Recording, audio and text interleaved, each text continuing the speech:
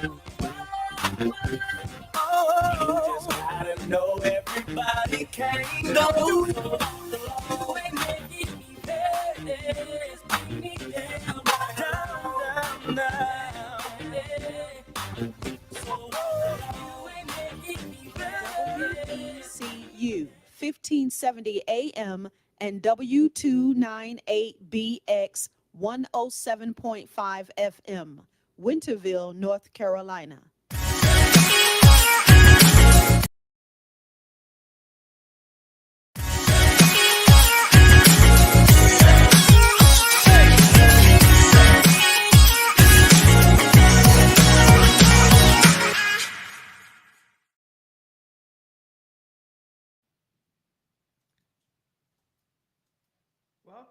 Welcome to another amazing edition of Ring Out Your Sponge, the radio edition. It's me, Regina Smithwick, your host today. I hope you had a blessed week. Get ready to tune in as we talk about empowerment, growth, and self discovery. Let's uplift, motivate, empower each other. Please follow me on all the social medias and as well as Awesome Radio. So let's get into it. Like I said, let's dive on in. Today's topic is don't take it personal because it's not about you. Say that one more time. Do not take it personal because it's not about you. Well, we're going to discuss why people actions often have nothing to do with us, but it's how we handle these situations with grace to get through. So understanding the root cause of this. So people behaviors reflect their own issues. Often when people say or do hurtful things, it stems from them not being happy with themselves and dealing with their personal struggles, right? So we're gonna get a little bit into that. I got a couple of things I want to say about that, but let me just give you some more information. All right, so hurt people hurt people. How many times have you heard that in your life, right? Hurt people hurt people. Look, those who are hurting tend to project off their pain onto others. They might be dealing with past traumas, insecurities, or unresolved issues. That happens a lot. So let's talk about recognizing it's not about you. So it's a reflection of themselves. When someone is mean or unfair, it's usually more about them than it is about you. Do not absorb. Remember, we're bringing out our sponges here, right? So do not absorb their actions. Understand that their behavior is a reflection of their internal state, not your worth or your value. All right. So we got to remember that. It's not about you. I know it's hard because sometimes when people come at you, you think that they are mad at you or they're upset with you. That's not the case. A lot of the times is who they are because they're just not happy and within themselves. So they kind of reflect off of how they feel about them. The key is your mindset, is to change the way you see that person and what they are doing, and you respond in that new mindset way, and it will diffuse it, and you will not take it personal, and you will understand that they are going through something. And we're going to talk about this amazing word called grace, right? My grandmother used to always, she loved the song Grace and Mercy. I never understood it, but I get it now. Grandma knows I got it now. Grandma Maddie, grace and mercy. You got to give people grace because we fall short. We are not perfect. We have bad days. We do things that's not right all the time, right? So when other people do certain things, give them that grace because you will want that to be given to you. All right. So let's talk about some strategies to handling the hurtful behavior that people bestow upon us. Stay calm and don't react. When faced with negativity, take a deep breath and remain calm. Reacting can escalate the situation. So we want to learn how to resolve stuff, right? We don't want to continue to add on to the problem that we have. We want to take it down, right? We want to resolve it and move on with our lives. So to do that, we got to be the bigger person. I know sometimes that's hard. I mean, believe me, I have to fight with this myself. But I had to realize that I'm looking at the long game, not the short. The long game is I just want to resolve it and move on in my life. I do not want to deal with this anymore. So if I got to do what I got to do to make it happen, I may not win the war. I mean, the battle, but I'll win the war. Got to think about the long game. Okay. So you stay calm, like I said, you pray for them. So instead of you holding on to anger, offer a prayer for those who are hurting. This can bring you peace in your heart and help you release that negativity. So when you pray, what happens when you pray? Don't you feel better? Don't you feel like that the shoulders are lighter, that you release off all that negativity? Prayer does change things, and prayer will help you understand what these people are going through. They are hurt. It doesn't, I'm not going to say it gives them an excuse to act this way. I understand that because, a lot of people say, well, that's not an excuse. You're supposed to treat people like they want to be treated. And I do agree with you. But when some people are going through at the moment, they're not thinking clearly. So they're not thinking about that. But when we give them kindness back, it's hard for them to be mad backs to you, right? So when you give kindness, it kind of makes them have to sit still for a second and go, wait a minute, she's not reacting the way I wanted to because I'm expecting her to come back. I mean, when she does it, it puts the ball back in their court, and now they got to respond. And so they kind of look silly because it takes two to tango. So you need someone to dance with you. So if you're not dancing with them, they have to really look at it and go, okay, I'm looking silly right now, so I can't really come back at her like that. So let me just calm down. So that's the goal of it, diffusing the situation. So my favorite word again, give grace and understanding. Recognize that everyone has battles and they are fighting often. They are fighting themselves, right? They are fighting. Offering grace can transform your perspective and your interaction with the person, right? So you're able to go, okay, I can see what's going on. I'm not going to take it personal. I know it's not about me. Because guess what happens? When you know your value and your worth and you know what you are as God's child, you know that whatever they're saying to you is not true. So how can you take it personal when you know it is not you? You know what they're saying to you is not true. So now you got to go, okay, this got nothing to do with me. I see what's happening. I'm going to just let that go because I'm not going to fight over something that I know is not true about me.